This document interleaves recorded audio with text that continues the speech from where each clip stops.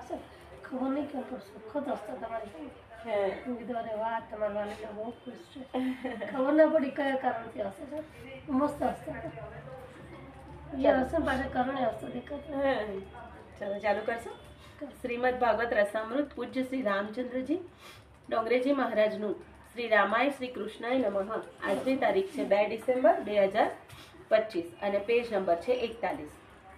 ચલો વાંચીશું. કેટલાકને બાલકૃષ્ણલાલનું, કેટલાકને ભગવાન નારાયણનું, કેટલાકને શિવજીનું સ્વરૂપ બહુ ગમે છે. અમુક સ્વરૂપનું જ ધ્યાન કરો એમ વ્યાસજી કહેતા નથી. અરે શંખ ચક્ર ગદા પદ્મ હાથમાં હોય એને જ ઈશ્વર કહેવાય. હાથમાં ત્રિશૂળ ધારણ કરનાર ઈશ્વર નહીં. ધનુષ્ય બાણ હાથમાં હોય તે ઈશ્વર નહીં. ઈશ્વરનું કોઈ એક સ્વરૂપ નક્કી કર્યું નથી કે આવા સ્વરૂપમાં દેખાય તે જ ઈશ્વર કહેવાય. જગતમાં કેટલાય રૂપો દેખાય છે તે બધા પરમાત્માના જ સ્વરૂપો છે. આકાર ભલે ભિન્ન દેખાય પણ તે સર્વ પ્રકારના આકારમાં ઈશ્વર તત્વ એક જ છે. માળામાં ફૂલ અનેક છે, અનેક પ્રકારના છે, પણ ધાગો એક જ છે. ગીતાજીમાં ભગવાને આજ્ઞા કરી છે મત પરતરમ ઠીક છે, એ નહીં ફાવે હતા. આકારો જુદા જુદા છે પણ સર્વમાં રહેલું ઈશ્વર તત્વ તો એક જ છે. ગાય કાળી હોય, ધોળી હોય, લાલ હોય, પણ એનું દૂધ તો ધોળું જ હોય. રૂપ રંગ કે આકારનું મહત્વ નથી. આકારમાં રહેલા પરમાત્મા તત્વનું મહત્વ છે. તમારું ગુરુદેવ બી એમ જ કહે છે કે ખાલી મનુષ્ય નહીં, માણસ કે ચેતન તત્વ નહીં, જળ વસ્તુ જોડે બી પ્રેમ રાખો. અને ખબર છે ને પ્રહલાદજીને થાંભલામાંથી ભગવાન નીકળેલા અને આપણે તો વસ્તુ આમ ફેંકીએ આમ ફેંકીએ આમ ફેંકીએ. વનસ્પતિ જોડે વાતો કરતા હતા એમના લીધે એમની વનસ્પતિ એવી ખીલી જતી હતી. હા, પણ હમણાં જ મેં એક પોડકાસ્ટ વાંચ્યો ને, ગિરનારમાં બધા સાધુઓ બધા જતા હતા. એક ભાઈ અચાનક એમ કે લાઈને હું એમની જોડે ચાલતો તો તેને કંઈક ગળામાં થયું હતું કે ઉધરસ થઈ ગઈ કંઈ. તો ચાલતા ચાલતા એમણે કીધું કે આ ઉધરસ થઈ ગઈ છે આમ. તો એ જે સાધુ હતા ને મહારાજ, જે ચાલતા ચાલતા કરીને એમણે કીધું કે ઉભા રહો. તો થોડી સુધી ચાલીને પછી કોઈક વનસ્પતિ તોડીને એને આપી. શું થયું તો એ મને એક્ઝેક્ટલી યાદ નથી. તો એ વનસ્પતિ આપીને પછી પાછા ચાલતા હતા. તો શું કે ખબર છે કે આ વનસ્પતિ કે તમને કે ખબર પડી કે આ વનસ્પતિથી આ રોગ મટે એમ. તો કે એ વનસ્પતિએ જ મને કીધું કે આ એને ખવડાય તો આનાથી રોગ મટે. એટલે કે હે એવું કેવું થાય. તો કે એ સાધુ હતા ને વનસ્પતિ જોડે એટલો પ્રેમ હતો કે એની જોડે વાતો કરતા હતા. આજના ટાઈમમાં મતલબ 5-7 વર્ષ પહેલાની વાત છે. સજીવ જ છે ને, એને સ્પીચ નથી, બાકી સજીવ તો છે. હા, પણ એ કેવું જ્ઞાન હશે વનસ્પતિ જોડે, અને એમનો પ્રેમ કેવો હશે દરેક જીવ માટેનો કે દરેકમાં ભગવાન જોડે છે ને. હું હું કંઈક પાંદડે તોડું તો મને ખરેખર દુઃખ લાગે. પહેલાં નહોતું લાગતું, ખબર નથી થતી. પછી તમે ઝાડની ડાળખી નીચે હોય ને તો મને અડવાનું રમવાનું મન થાય. એ પહેલાં રમતમાં તોડતી હતી ને, એક વાર મોટા સાસરી ના પડે. પછી તો અત્યારે એક પાંદડું બી તોડું તો મને અંદરથી હાઈકારો લાગે. ના તોડું ફૂલ કઈ નહીં. અને મેં હમણાં તુલસીજીને પેલા ભગવાનમાં ધરવાનું હોય ને તો માતાજીને કીધું સોરી માતાજી મારાથી નહીં તમે તોડી શકો. ભગવાને કહ્યું કે અમને તુલસી ધરાય તમે માની લેજો. તુલસીજી મોટા તુલસી હોય ને તો નીચે ઘણા બધા તુલસી પડે. નથી પડતા અમારે. તમારે મોટા નાનો છે, મોટા હોય ને તુલસી ભગવાને કહ્યું ભગવાન તમે માની લેજો. અને ફૂલ બી ગણેશજીના થાળ ધરાવવાનો હોય એટલે એમાં તુલસીજી ના જોઈએ. હા, એટલે હું કહી દઉં ભગવાન તમે સમજી લેજો. અને ફૂલ બી એવું છે, ફૂલ નીચે પડ્યા ને બધા લઈ લેવાના, કારણ કે એ ત્યાગ કરેલો છે ઝાડે એનો, તો એ તમે ભગવાનને ચડાવી શકો. બાકી તોડી તો લેવાનું ના મજા આવે. ઓકે, ચલો. સોનાના દાગીના અનેક થાય છે. અચ્છા, આકારો જુદા જુદા છે પણ સર્વમાં રહેલું ઈશ્વર તત્વ તો એક જ છે. નરસિંહ મહેતાજીએ કહ્યું છે અખિલ બ્રહ્માંડમાં એક તું શ્રી હરિ, જોજવે રૂપે અનંત ભાસે. ગાંઠ ઘડિયા પછી નામ રૂપ જૂજવા, અંતે તો હેમનું હેમ હોવે. એક કવિએ કેવું મસ્ત કીધું ખબર? હા, હરીશું હોય હરીશું, બરાબર. હા, મને તૂટી ગયો, તૂટી ગયો એટલે 10-12 ટુકડા થઈ ગયા. તમારી છબી દેખો તમને બધા ટુકડા દેખાય. હા, દેખાય. મેં તો હરીશો જ હતો, એ તૂટે એટલે બધાના જેટલા ટુકડા થયા બધાને તમને તમારો ચહેરો દેખાય છે. પેલા હરીશમાં દેખાતો હતો એ જ એક જ ટુકડાના બધા સ્વરૂપો બની ગયા. હા, બરાબર છે. સોનાના દાગીના અનેક થાય છે, અનેક ગાંઠના આકારના થાય છે, પણ એ સર્વ દાગીનામાં સોનું તો એક જ છે. તમે બજારમાં ચંદ્રહાર લઈને જાઓ તો ચંદ્રહારની કિંમત મળે છે?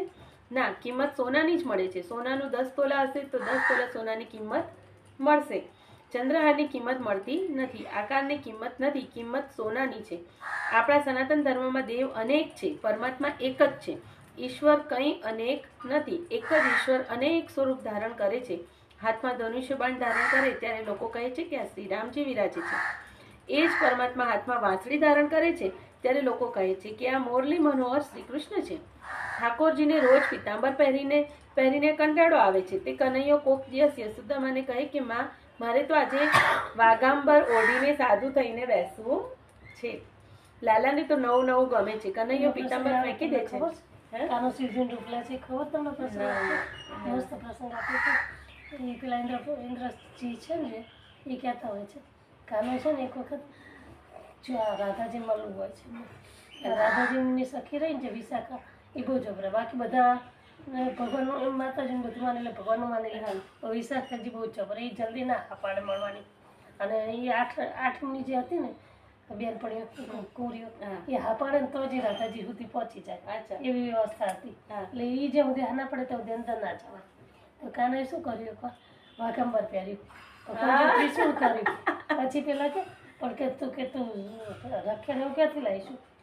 મધુમંગલે મોકલે, ગમે એમ કરતો મને શંકર ભગવાન જેવો તૈયાર કરી દે. એટલે શંકર ભગવાન જેવો એમને તૈયાર કરી દે. કાના વાળ તો મોટા જતા જટા બાંધી દે છે અને હાથમાં ત્રિશૂળ ને એવું આપી દે છો. અસલ જાણ શંકર ભગવાન જ લાગે. પછી જાય છે અહીંયા આગળ જાય છે ને બધી સખ્ય તમને નમે જ, પણ વિશાખા જબરા. એટલે વિશાખા એવું કીધું તમે કેમ આવ્યા છો? તો કે તમારે કોરીનો હાથ જુઓ છે. તો કે અમારે બધાને પહેલા હાથ બતાવો. ઓકે હું હાથ જોવાનું કે અમારે એમને એમ કે અમારે રાધાજીને ના મળવા દઈએ. તો કે કંઈ વાંધો નહીં, તમે કહો કે લવ તમારે બધા હાથ જુઓ. તો કે તમને તો છે ને એવા વાર મળશે ને આમ તેમ કાનો એવી વાત કરે. કાનો તમને મજા કે એ બધી વાત કરે છે તો તમારા ઘર તો તમને એમ કે બહુ મહેનત બાદ મળશે ને અમને તેમ. પછી જઈને વિશાખાજી વાત કરે છે અંદર રાધિકાજીને કે તમારા હાથ બતાવો. તો કે આ બોલાવો. પછી અહીંયા આગળ જાય છે ને એટલે કાનો તો હાથ લઈને માતાજી નામું નામું જ જોઈ રહે છે. એટલે કે આ કોણ? એટલે એમ કે એમને તો સિરિયલમાં રાધાજીને જ મળવું હતું, હાથ તો ખાલી એમના માટે બાનું હતું. એ વખતે એમનો શંકર ભગવાનનું સ્વરૂપ લે છે. અચ્છા, મસ્ત વાત કરો ઇન્દ્રજી. ઓકે. લાલાને તો નવું નવું ગમે છે. કનૈયો પિતાંબર ફેંકી દે છે અને વાઘાંબર ઓઢીને બેસે છે ત્યારે લોકો કહે છે કે આ શંકર ભગવાન બેઠા છે. ગર્ગ સંહિતામાં એક કથા આવે છે. શ્રી રાધાજી વ્રત કરતા હતા. શ્રી કૃષ્ણને મળવા માટે, શ્રી કૃષ્ણના દર્શન કરવા માટે રાધાજીનું આ વ્રત હતું. તુલસીમાં બાલકૃષ્ણ લાલને પધરાવીને શ્રી રાધાજી શ્રી બાલકૃષ્ણની સેવા કરતા હતા. પરિક્રમા કરતા રાધાજીના પિતા વૃષભાનુએ એવી વ્યવસ્થા રાખી હતી કે શ્રી રાધાજીના મહેલમાં કોઈ પુરુષને પ્રવેશ મળે નહીં. કોઈ પુરુષ રાધાજીના મહેલમાં જઈ શકે નહીં, રાધાજીને મળી શકે નહીં. રાધાજીના મહેલમાં પહેરો પણ સખીઓનો જ હતો.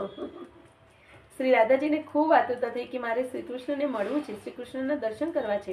આ બાજુ લાલાને આતુરતા જાગી. લાલાએ વિચાર કર્યો કે હું પિતાંબર પહેરીને જાઉં તો મને કોઈ અંદર જવા દેશે નહીં, મારે અંદર જવું છે. તે ચંદ્રવલી સખીને પ્રભુએ કહ્યું કે આજે તારો બધો શણગાર તું મને કર. ચંદ્રાવલીએ લાલાને સખીનો બધો શણગાર કર્યો. શ્રી કૃષ્ણ સખીનું સ્વરૂપ ધારણ કરીને રાધાજીને ત્યાં ગયા. વૃષભાનુ ત્યાં વિરાજેલા હતા. એમને થયું કે રાધાની કોઈ સખી એને મળવા આવી છે. શ્રી કૃષ્ણ અંદર ગયા અને રાધાજીને મળ્યા. ભગવાન સાડી પહેરે ત્યારે લોકો કહે છે કે આ માતાજી છે. શ્રી કૃષ્ણ શ્રીરામ અનેક સ્વરૂપ ધારણ કરે છે, પણ સર્વ સ્વરૂપ તત્વથી એક જ છે. બધાને એક સરખું ગમતું નથી, સર્વને એકમાં રુચિ થતી નથી. ચંદ્રવાલે કોણ છે ખબર છે? હા, રાધાજીની કાકાની છોકરી બેન છે. એમ? અને વૃષભાનું નામ કેવી પડ્યું ખબર? રાધાજીના પિતાનું. કેવી રીતે? ભગવાને જ્યારે મોહિની સ્વરૂપ ધારણ કર્યું ને પેલું ખબર છે ને આપણે સમુદ્ર મંથન અમૃત આવી તે અમૃત લેવા માટે ભગવાન જ્યારે મોહિની સ્વરૂપ ધારણ કર્યું ને ત્યારે બધાને એવું થઈ ગયું. બધા પત્ની સ્વરૂપ એમને જીવન શંકર ભગવાને બી. એટલે બધાને એવું થઈ ગયું કે મોહિની સ્વરૂપ છે, આવા મને મળે તો કેવું સારું, કેવું સારું. એ વખતે સૂર્યદેવ એક હતા જેમને એવો વિચાર આવ્યો કે આ મને દીકરી સ્વરૂપે મળે તો કેવું સારું. અચ્છા, એક સૂર્યદેવ જેવા હતા જેમને એવો વિચાર આવ્યો. બોલો. એટલે એ વખતે પછી ભગવાન એમને કહે છે કે તમને આવો વિચાર આવ્યો ને હું તમારા ઉપર બહુ જ ખુશ છું અને હું તમારા જોડે તમારા દીકરી સ્વરૂપે જઈશ. એટલે રાધાજી સ્વરૂપે ભગવાન આવે છે ઓકે. અને વૃષ ભાનુ એટલે સૂર્ય, સૂર્ય, હા. એટલે એમના નામ ઉપરથી જ ભગવાન નામ વૃષ ભાનુ પાડ્યું છે, એમના અચ્છા, પિતાજીનું નામ, બરાબર. એટલે રાધાજીના પિતા વૃષ ભાનુ